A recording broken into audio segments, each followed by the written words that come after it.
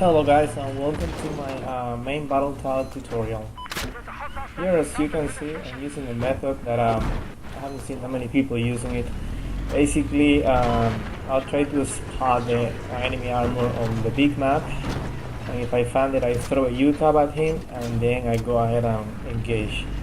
Now that method has proven to be successful to me. I'm gonna see if I find another clips to show you how I actually got the kill. In this case, my ally shot an RPG at the same time I was shooting the Ucav, so I'm guessing that guy got a minus 70 on his vehicle right away. But basically, if you can pull off this trick, your enemy is gonna be basically mathematically screwed, because when you start the engagement, by default it's gonna be minus 40. So that's something to keep in mind on the battle.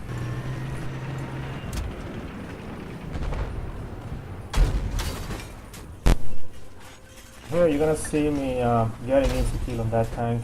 I really don't know what was he doing, but he was absolutely oblivious from where those shots were coming from. Now, here is a clip that I do want to show you guys. As you can see, when I start the engagement on that LAV, right, I don't use my active protection on the regular LAV shells, since those basically in the front of the tank are gonna tickle. I waited for him to use the Sunni rockets, which are the ones that can really wreck your tank, and then that's when I used my active protection there. I had to back up because the enemy spawned on the other LAV there and started putting some damage into me, so I had to back up. And while I was typing no to that guy, I got shut down by the enemy tank. In this clip I want to show you guys a huge mistake that I made. As you can see, I'm being engaged for a tank that I wasn't aware of. I activated my active protection, I'll say way too soon, right? But on top of that, I know the guy is on top of the hill, and I keep trying to shoot that little bird, and on top of that I call the attention from the other tank, and as expected, the guy from on top of the hill came all the way down and he had to drop on me. Now check this out right here. You saw the way that I put the turret and then I exit the tank. Something to keep in mind is that when you, well, depending of what direction you have, you're aiming the turret to, that's where your soldier is hit, and that may save your time, may save your life a lot on the battlefield. That will be the difference between receiving a tank shell in your face or getting off of your tank safely. Now, in the next clip here, you're gonna see a combination of Ucav plus another tank. Check this out right here. I'm gonna hit that tank, right? And I realize I got a mobility hit 50. So I know the guy right now is a sitting duck. So I decided to go behind this rock. Why raise my time to get damage? I'd rather shoot a Ucav at it and finish the job. See? Boom, dead. And I didn't have to risk my chance to get another shot. Probably I wouldn't been able to take him down with my own battle tank, but I was like, you know what, if I have the tools to fire without you seeing me, why not? You know, like, the way to play this game is, you know, I don't know, I know it's gonna sound newish, but the easiest way you can play it, like the best, you know. So if you can take a shot to the enemy without him be able to shoot at you, why not? Now, on the next clip here, I want to show you something. See how I use the big map a lot? Since it's a big map, I was able to shoot the Ucav to a pre-spotted LAV from the enemy. And, well, in this case, I took him down. But the idea behind the Ucav shot was shoot the Ucav, hit it, so I know he's gonna be minus 40, chase him down, and finish the job, right? Again, mathematics.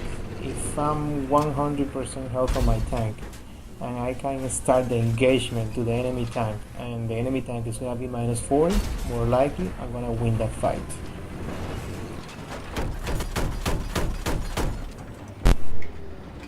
Next clip, you will finally see what I mean when you Ucav and use the armor, right?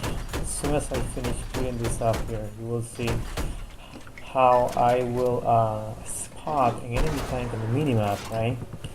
But before I run to him and engage, I'm going to be shooting my Ucav at him, right? So at that point it's gonna be minus 40 and then I'm gonna have the overhand. See, I have it right there on the minimap. I just glance it. So I'm taking a few steps left, because remember the Ucav has a minimum range of 100 meters, right? If you guys want to see more about the Ucav, I'm gonna leave a link in the description below so you can check my Ucav tutorial. And as you can see here, I'm charging the tank. I'm confident. I know it's minus 40, and I have my APS ready, right? So the guy got out, popped my tow missile, started engagements. Actually, I didn't even need the APS. I took a direct hit, but I mean that fight was already won on my end before it even started. Thanks that I used the Ucav and I reduced his health to minus 40.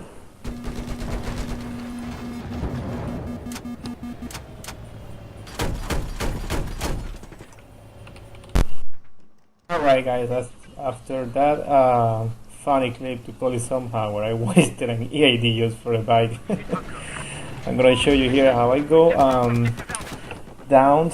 I know there are like 3 pieces of armors on A, but I still kind of, let's say, got the courage to do the attack, right? But as you can see again, I used the Ucav, and check this out. There are 3 armor pieces on that point, but I'm gonna still be able to kill the armor where I shot my Ucav at first. Of course, I mean, I realized that I have to get the F out of there because I had like 3 people shooting at me. But that's just to show you guys how effective and killer that tactic is, that I was able to pull a kill out of basically 3 pieces of armor that were there. I had to back up, but at least I got one. If I wouldn't hit that guy in the first place with a Ucav, there is no way in the world that I could have got that kill. And right here, I think I'm gonna go for the same trick. Yep, more of the same thing.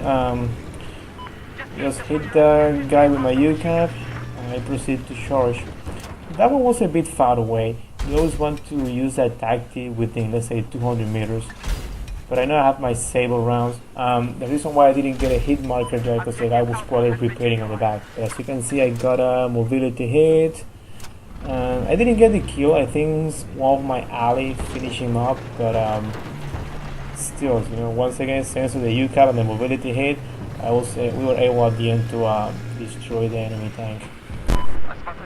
On the next clip right here, after this guy bailed from the helicopter denying me my Ucav kill, I'm gonna show you that you never want to get hit from behind on your tank. I know it sounds dirty, but as dirty as it sounds, is so true. One tow missile in the back of your tank will screw you up for good, right? I think I'll try to make another video about this subject right here, but to make things easier for you guys, basically the main battle tank can withstand like around 5 direct hits on the front, 3 on the sides, but on the back it goes to 2 or even 1.